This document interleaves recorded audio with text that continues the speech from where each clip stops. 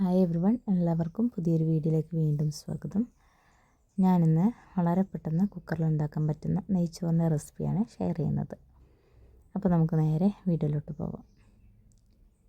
ഞാനിവിടെ പട്ട, ഗ്രാമ്പൂ, ഏലക്ക, അതേപോലെ കുറച്ച് പെരിഞ്ചീരകം എടുത്തിട്ടുണ്ട്. അപ്പോൾ പട്ട കുറച്ച് കൂടുതൽ എടുത്തിട്ടുണ്ട് കേട്ടോ. ചെറിയ സ്റ്റിക്കായതുകൊണ്ടാണ് കുറച്ച് കൂടുതലെടുത്തത്. ഒരു ക്യാരറ്റ്, ഒരു കഷ്ണം സവാള അരിഞ്ഞെടുത്തിട്ടുണ്ട്. പിന്നെ ഒരു ഗ്ലാസ് അരിയാണ് എടുത്തിട്ടുള്ളത്.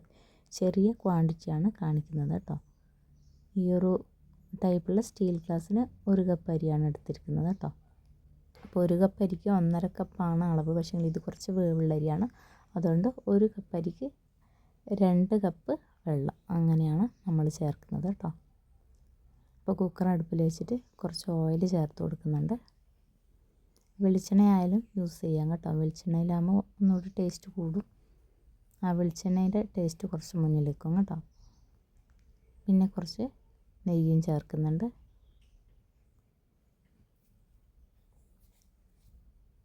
ഒരുപാട് അങ്ങനെ നെയ്യ് ചേർക്കുന്നില്ല, ആവശ്യത്തിന് മാത്രമേ നമ്മൾ ചേർക്കുന്നുള്ളൂ കേട്ടോ.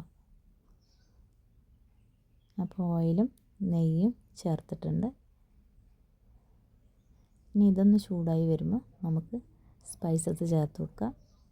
പട്ട, ഗ്രാമ്പൂ, ഏലക്ക, പെരിഞ്ചീരകമൊക്കെ ചേർത്തിട്ട് നമ്മൾ കട്ട് ചെയ്ത് വെച്ച സവാള കൂടി ഇതിലേക്ക് ചേർത്ത് കൊടുക്കുന്നുണ്ട്.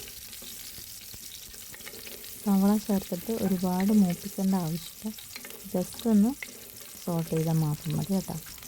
ഒരുപാട് അങ്ങ് കരിഞ്ഞ് വരുമ്പോൾ നമ്മുടെ ചോറിൻ്റെ കളറങ്ങ് മാറിപ്പോവും. അതുകൊണ്ടാണ് ഒരുപാട് നമ്മൾ മൂപ്പിച്ചെടുക്കാതെ കേട്ടോ. ഇനി നമ്മൾ എടുത്ത് വെച്ച വെള്ളം ഇതിലേക്ക് ഒഴിച്ചു കൊടുക്കുക.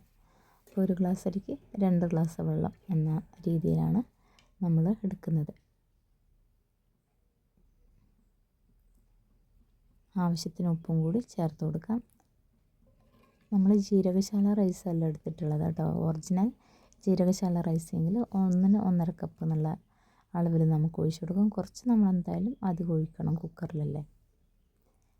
അപ്പോൾ ഇത് ഒരു ഗോൾഡ് ബിരിയാണി റൈസാണ് കേട്ടോ. അപ്പോൾ ആ ഒരു റൈസിന് കുറച്ച് വേവ് അധികമുണ്ട്. അതുകൊണ്ട് 2 കപ്പ് അരി നമ്മൾ 2 കപ്പ് വെള്ളം ചേർക്കുന്നുണ്ട് കേട്ടോ. വെള്ളം തിളച്ച് വരുമ്പോൾ നമ്മൾ അരി ചേർത്തിട്ടുണ്ട്. കഴുകി വാരി വെച്ച അരിയാണ് കേട്ടോ. അപ്പം നമ്മൾ കട്ട് ചെയ്ത് വെച്ച ക്യാരറ്റും മുകളിലിട്ട് കൊടുക്കുക. ചെറുനാരങ്ങയുടെ നീരുണ്ടെങ്കിൽ ചേർത്ത് കൊടുക്കുക കേട്ടോ. ഞാൻ ഇന്ന് ചേർക്കുന്നില്ല, ചെറിയ അളവല്ലേ, അതുകൊണ്ട് ഞാൻ ചേർത്തിട്ടില്ല.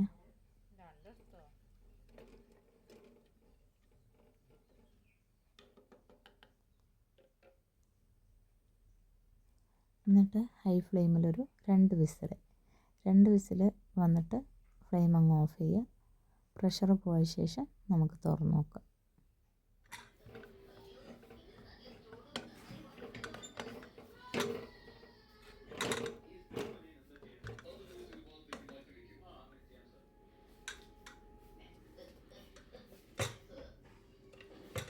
നല്ല രീതിയിൽ കുക്കായി വന്നിട്ടുണ്ട്.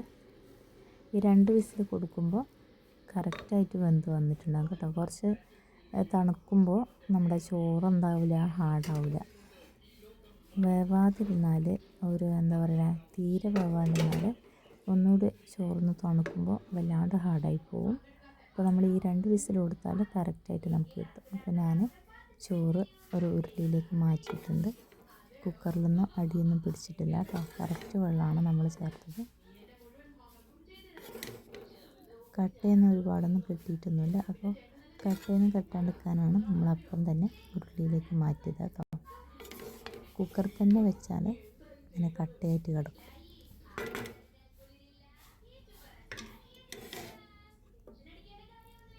അപ്പോൾ നമ്മുടെ വളരെ പെട്ടെന്ന് ഉണ്ടാക്കാൻ പറ്റുന്ന നെയ്ച്ചോറ് ഇവിടെ റെഡി ആയിട്ടുണ്ട്. എല്ലാവർക്കും വീഡിയോ ഇഷ്ടമായെന്ന് വിചാരിക്കുന്നു, ഉപകാരപ്പെടുമെന്ന് വിചാരിക്കുന്നു. അപ്പോൾ വളരെ പെട്ടെന്ന് നമുക്ക് കുക്കറിൽ എളുപ്പത്തിൽ ഉണ്ടാക്കാൻ പറ്റുന്ന ഒരു നെയ്ച്ചോറിൻ്റെ റെസിപ്പിയാണ് ഷെയർ ചെയ്തത്. വീഡിയോ ഇഷ്ടമായാൽ ലൈക്ക് ചെയ്യുക, ഷെയർ ചെയ്യുക, കമൻറ്റ് ചെയ്യുക, സബ്സ്ക്രൈബ് ചെയ്ത് സപ്പോർട്ട് ചെയ്യുക. അപ്പോൾ അടുത്ത വീഡിയോയിൽ കാണുന്നത് വരെ എല്ലാവർക്കും താങ്ക് യു.